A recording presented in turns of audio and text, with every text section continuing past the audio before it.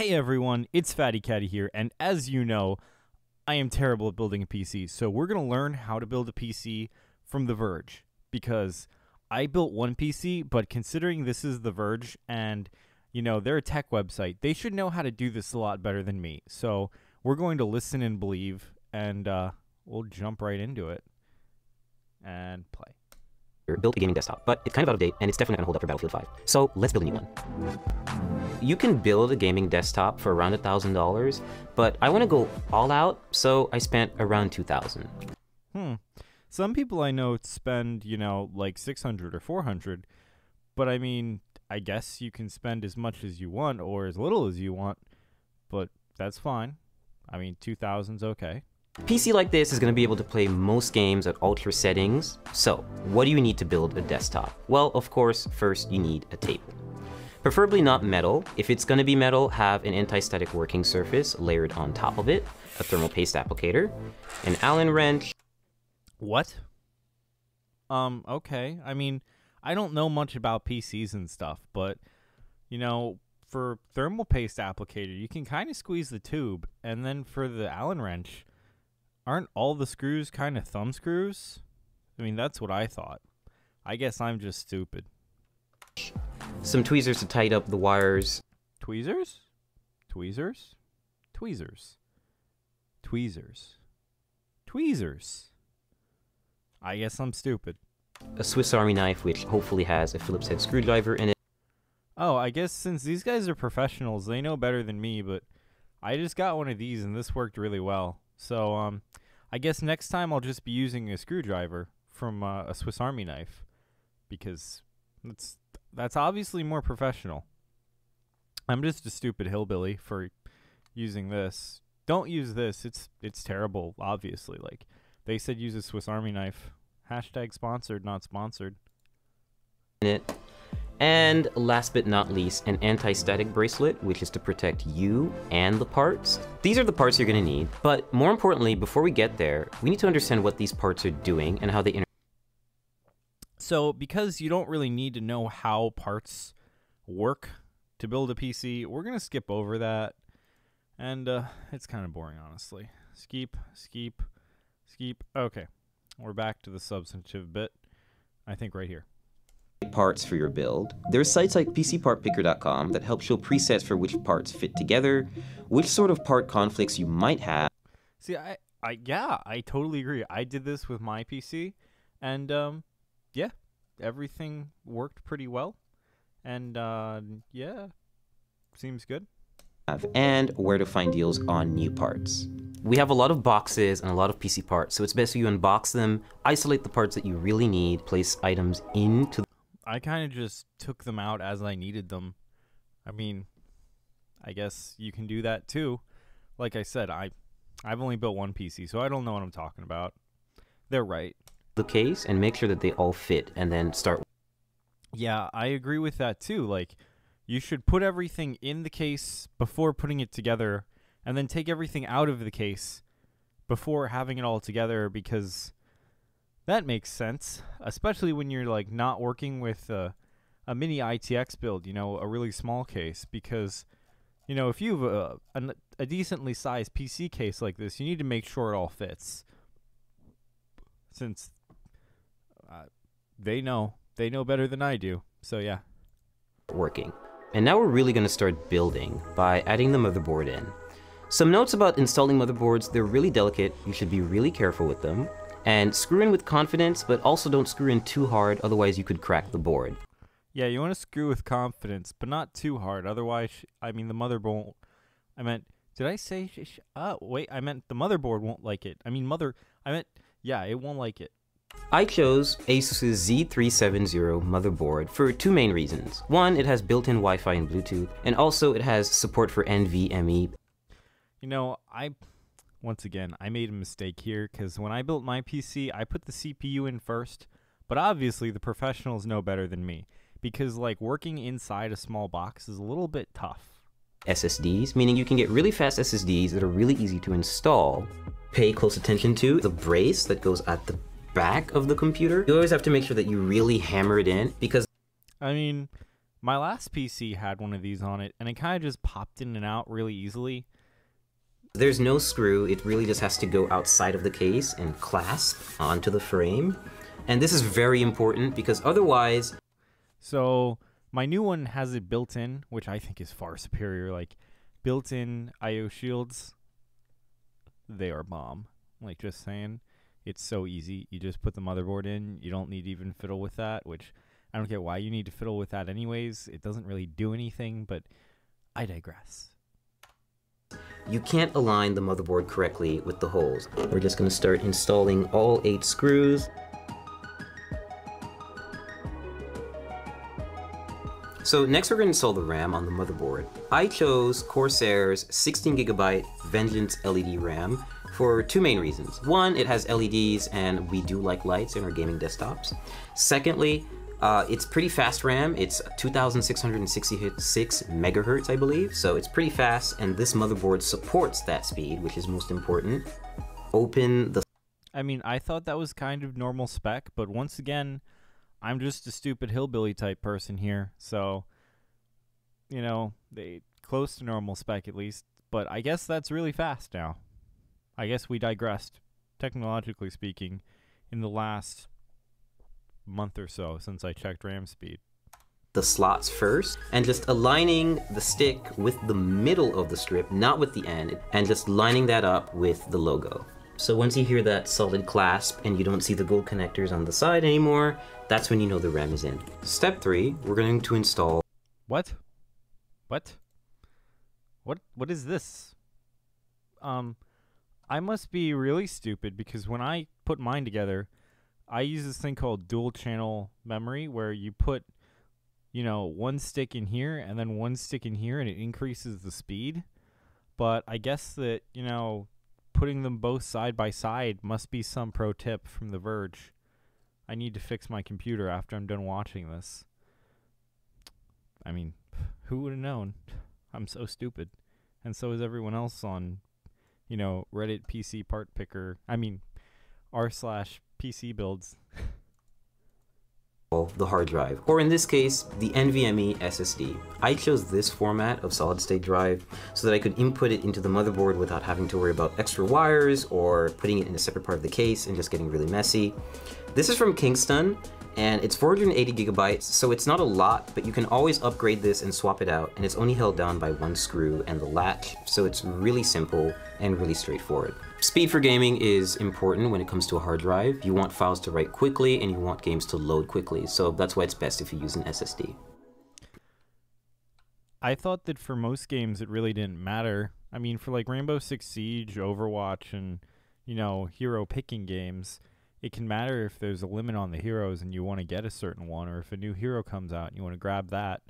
But aside from that, I mean, load times aren't, you know, horribly different.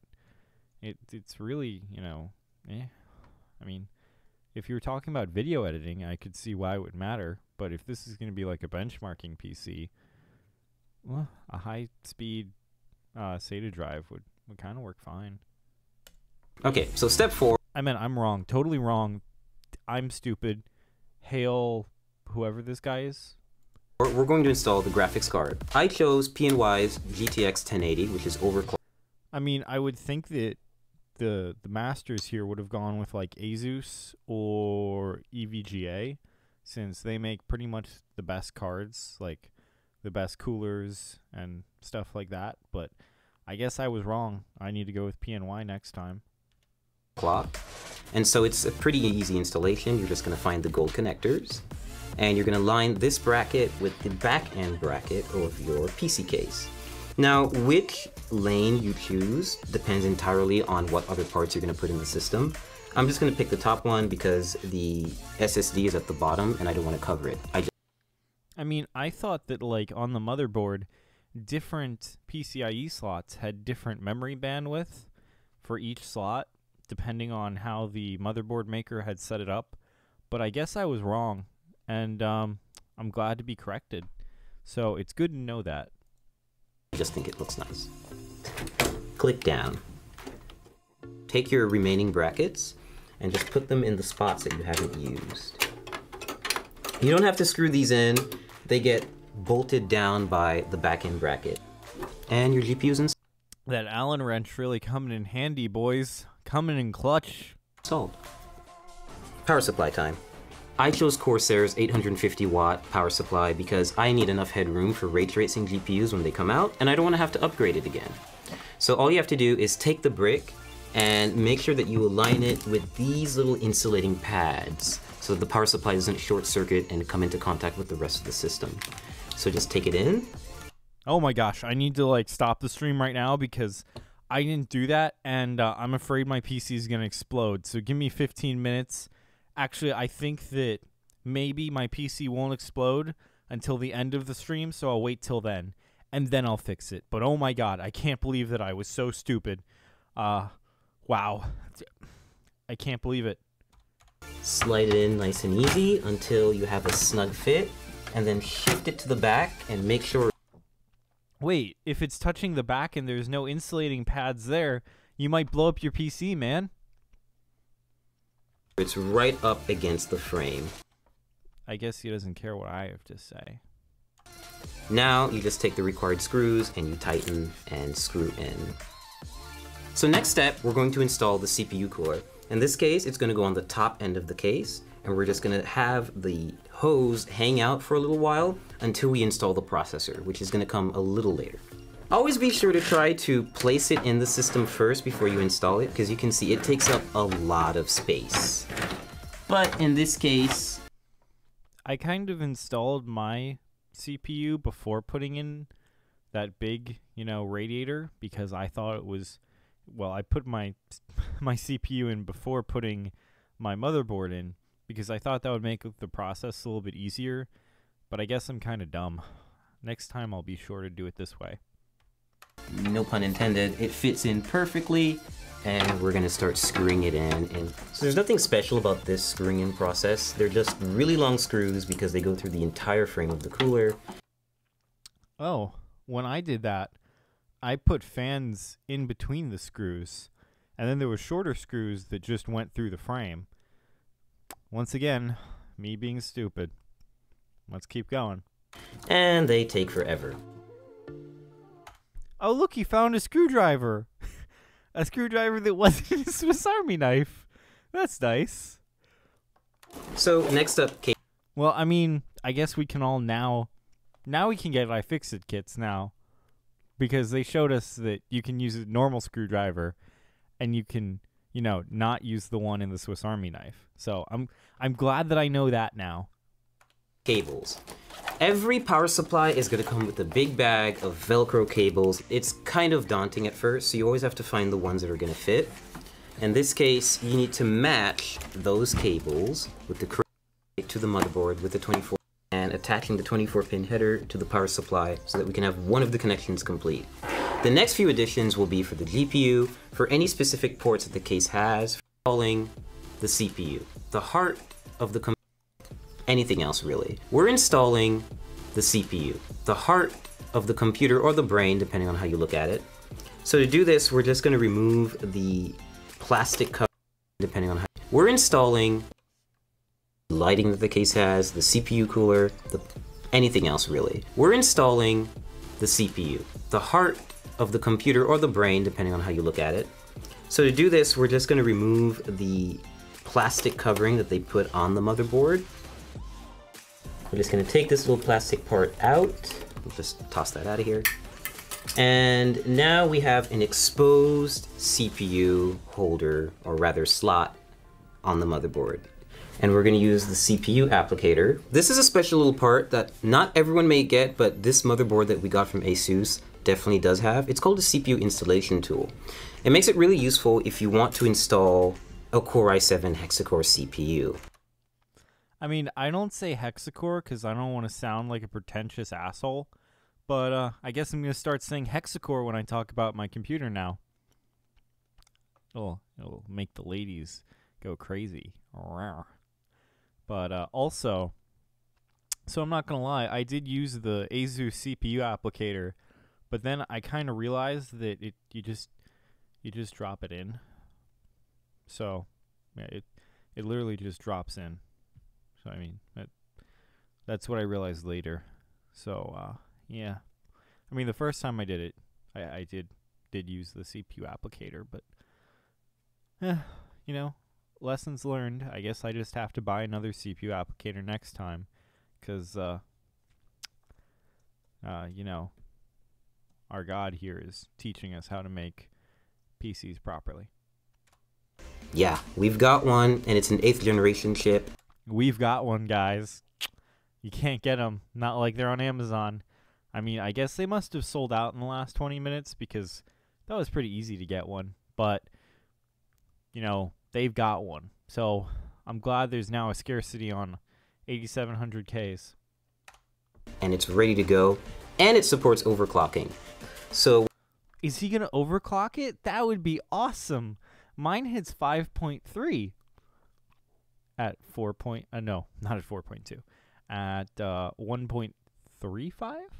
So yeah, no, he doesn't overclock it. So it's kind of sad. what having this little installer does for you is it's basically a brace that you can apply right to the CPU. Seems like a placebo to me after I did it, but he's right and I'm wrong. So next time I'm going to use another one of these. And light it up with the triangles that you'll see on the bottom left corners. And this will make it easier for us to apply it to the motherboard and then apply thermal paste and then apply a CPU cooler on top. And we're just going to carefully lean it down into the system and make sure that everything lines up, and we're going to clasp down on it and we'll be good to go. So we're about to apply thermal paste to the CPU. Every CPU cooler actually comes with a bit of thermal paste already neatly applied in a circle around it, but it's usually not enough. It's good, essentially PC building practice to have a little bit extra and layer it on top of the CPU. The final portion is to add the CPU cooler to the top. I totally agree. Like, you know, thermal interface material, or TIM, or in this case, you know, whatever company he got that from, you want to have as much thermal interface. That way you insulate the CPU from the cooler. That way the heat doesn't transfer well. Wait, wouldn't that defeat the purpose of having... Because I guess I'm wrong. You obviously want to have a lot of CPU thermal paste. That way it keeps the cooler cooler. There we go. Top end of the processor. So you're going to see that there are 4 brackets, or rather like screws in here with brackets and holders right here. And they're going to keep the cooler raised off the processor, but it's also going to be close enough to actually physically come in contact with it, like basically keep it cool. Take thumb screws like this and just screw them on. So now that our Glad that Allen wrench is coming in clutch. internals are done, we're going to put all the panels back on, which is the top glass, side glass, front glass, and of course the back panel where all of this fun stuff is happening. So we fully built the PC. Wow.